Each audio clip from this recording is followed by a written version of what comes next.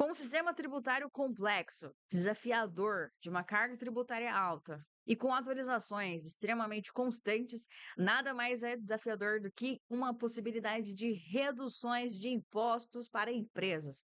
Essa temática do nosso vídeo ela é justamente um bate-papo para que a gente possa conversar sobre essas possibilidades de redução. Quais são as reduções mais consideráveis, principalmente, e cada vez mais, como que a gente vai buscar isso para o negócio? Então vai depender muito de qual categoria em que você esteja, qual é o tipo de segmento, se as suas operações elas são 100% nacionais ou se você também trabalha aí no mercado internacional. Durante os nossos debates, e principalmente, pessoal, diariamente eu lido ali comentados com outros profissionais que estão ali nesse quebra-cabeça que é justamente as oportunidades de planejamentos tributários, que é uma oportunidade que a gente visualiza cada vez mais de perspectivas tributárias e principalmente não só de redução, mas estratégias viáveis para que a gente consiga aumentar a nossa lucratividade e também a nossa possibilidade de vendas e de aumento de mercado. E nada melhor do que pensar sobre isso, sobre essas reduções. Então, quando a gente pensa ali quais são os principais fundamentos, tá, durante o planejamento tributário, eu trato muito bem disso durante o nosso treinamento, que é um curso, o nosso treinamento, ele é um curso aqui de planejamento tributário estratégico e também na prática. Eu deixo aqui o link para que você saiba e tenha conhecimento do que a gente está trabalhando de forma segmentada e com muita estratégia durante as nossas aulas. Também faço isso durante as nossas mentorias. Então, trabalhar, poxa, o planejamento tributário ele é justamente esse momento em que a gente se utiliza dessas estratégias e desses instrumentos de informativos que nós temos hoje, que são esse conjunto de medidas legais que visam uma redução de pagamento de tributos, impostos, contribuições em geral. E não para a gente não confundir aí com a evasão fiscal e com algumas grandes simplicidades ali dentro do mercado, algumas simulações que acabam acontecendo. Quando a gente fala simulação, é justamente para a gente entender qual é o melhor cenário para aquele negócio operar. Uma análise fiscal é um diagnóstico extremamente completo de uma situação tributária que a empresa esteja passando. Então, é o momento que a gente vai conseguir identificar quais são os nossos principais pontos de melhorias de forma extremamente imediata. E algumas estratégias legais que nós utilizamos, que é justamente uma implementação de métodos e metodologias que vão cumprir a nossa legislação, que é ainda complexa, a gente precisa validar todos os acontecimentos, todos os cenários criados diante das especificações que a gente está trabalhando. Então, a gente vai focar muito em soluções extremamente seguras e duradouras, porque a gente está trabalhando aqui com empresas sólidas no Brasil. Quando a gente começa a pensar, tá, pessoal, sobre qual é a famosa melhor, né, escolha do regime tributário. Em termos de Brasil, nós temos hoje três grandes regimes: Simples Nacional, Lucro Presumido e Lucro Real. Simples Nacional acaba sendo ideal para pequenas empresas, pequenas, médias empresas, porque a gente vai unificar ali 8 impostos em uma única guia de pagamento. Quando a gente vai para o lucro presumido, que a gente trabalha dentro da presunção de lucro, em, por exemplo, empresas de serviço que chega a 32% de presunção do tributo, é justamente uma perspectiva para empresas com faturamento de até 78 milhões, que é um cálculo, tem ali um cálculo simplificado, com uma base de percentuais ali pré-fixado, como comentei com vocês, para empresas de serviço, aqui para negócio de serviço, para esse ramo, para esse tipo de segmento, a gente tem uma presunção ali de pelo menos 32%. Já o lucro real, ele acaba sendo ali muito obrigatório para grandes empresas, e principalmente para quem tem ali faturamento de 78 milhões ano. Então, tem um pessoal agora de segmentos do e-commerce que acaba se utilizando muito essa estratégia. Mas, mais do que isso, a gente tem alguma obrigatoriedade perante a legislação, mas também muitas empresas acabam se utilizando desse regime porque a gente tem boas oportunidades de créditos tributários e principalmente essas criações, esses créditos ali dentro de PIS e COFINS.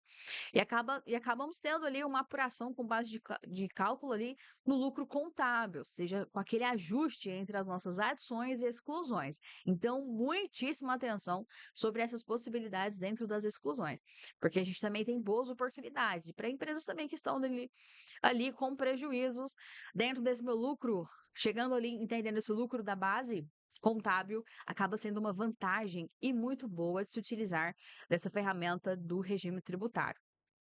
A gente também tem alguns aproveitamentos, tá? Sobre os incentivos fiscais. Cada vez mais o Brasil ele acaba fomentando ali, né? O Estado ele fomenta, dentro das suas perspectivas, alguns incentivos. Horas, incentivos regionais, como acontece em zonas de desenvolvimento específicas, que vão oferecer ali reduções significativas de impostos federais e estaduais como a Zona Franca, por exemplo, os incentivos à inovação. É famosíssima a Lei do Bem, que ela permite uma dedução de até 200%, né, de gastos com os P&D da Vidas, com essas pesquisas e desenvolvimentos, do imposto de renda à pessoa jurídica e da contribuição social sobre o lucro líquido. Temos outros incentivos dentro de inovação, mas que cada vez mais a gente precisa entender se aloca, se adequa, principalmente com as informações dos clientes.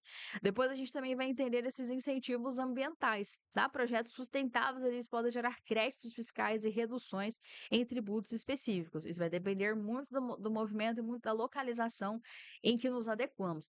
Então, às vezes, é extremamente válido, tá? Buscar se as nossas empresas, o nosso negócio, ele acaba se utilizando de algum incentivo fiscal, porque no Brasil só vai depender muito do estado que você está e principalmente do município. Então, se a gente consegue ali ter essas possibilidades, incentivos fiscais adequados ao nosso segmento. Depois a gente começa a pensar, tá, pessoal, sobre quais são essas estratégias ali de reorganização societária.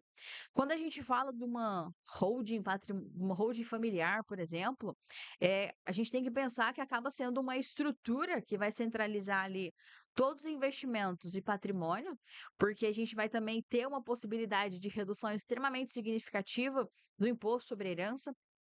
Depois a gente vai ter uma distribuição de lucro, tá? Lucros e dividendos, ele acabam sendo isentos de imposto de renda para a pessoa física. Então, planejar ali uma retirada de forma adequada vai fazer um grande diferencial no planejamento tributário também. E reduzir cada vez mais esse pagamento de impostos, que acaba sendo absurdo. E algumas operações societárias, então algumas fusões e cisões de negócios, de operações, eles podem ser otimizados em estruturas mais corporativas e principalmente vão gerar economias tributárias que são não só substanciais, mas extremamente expressivas. Então vai depender muito do momento e do contexto em que a empresa, que o negócio ele vai se manter. Combinado? E quando a gente começa a pensar também em outras possibilidades, né? A gente precisa entender que hoje, cada vez mais, a gente precisa de um monitoramento, de uma atualização extremamente contínua. Então, em algumas ramificações, a gente precisa entender que estamos passando por reforma tributária. E isso vai ensejar ali um acompanhamento legislativo e entender que, às vezes, o planejamento tributário executado com o cenário, ele acaba tendo que mudar ali com rapidamente, porque senão o impacto financeiro ele vai ser extremamente agressivo. E isso acompanha ali os famosos tempos e movimentos da legislação. Então, monitorar ali essas mudanças da ação tributária, entender e revisar o planejamento. Então, a gente vai precisar fazer uma avaliação periódica das estratégias que já foram adotadas e que a gente está comumente levando ali durante a prática, durante a nossa rotina. A tecnologia fiscal, então a gente precisa usar bons softwares de gestão tributária para que a gente entenda que não só essa complexidade também da operação, a contabilidade, os contadores, eles precisam cada vez mais estar extremamente aptos com tanta legislação acontecendo e com tanto o setor operacional de muitas informações, por exemplo, de obrigações acessórias. Entre ano sai ano, entre mês sai mês, competências e competências. A gente sabe o quanto acaba sendo extremamente árduo esse trabalho. A gente precisa ganhar tempo para nossas operações.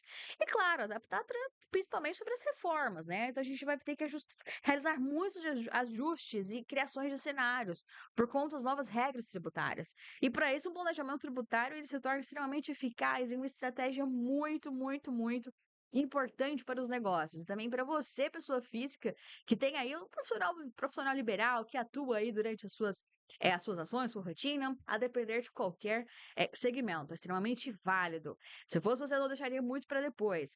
Então, durante esses encontros aqui no nosso canal, a gente também precisa entender de fato quais são as nossas perspectivas de futuro. E o próximo passo, ele é sempre o sucesso, né? O sucesso, ele começa exatamente com uma decisão inteligente que você toma. E para isso, que bom ter você por aqui. A gente tem muito conteúdo para conversar, tem muita coisa acontecendo, muitas tendências que eu quero trazer cada vez mais para vocês e que a gente explore essas necessidades e essas viabilidades também do mercado. Deixe aqui nos comentários as dúvidas, próximos conteúdos que vocês desejam e principalmente compartilhe com aquele amigo, aquela amiga e nos grupos que a gente precisa propagar cada vez mais esses conhecimentos. Um forte abraço e te encontro no nosso próximo vídeo.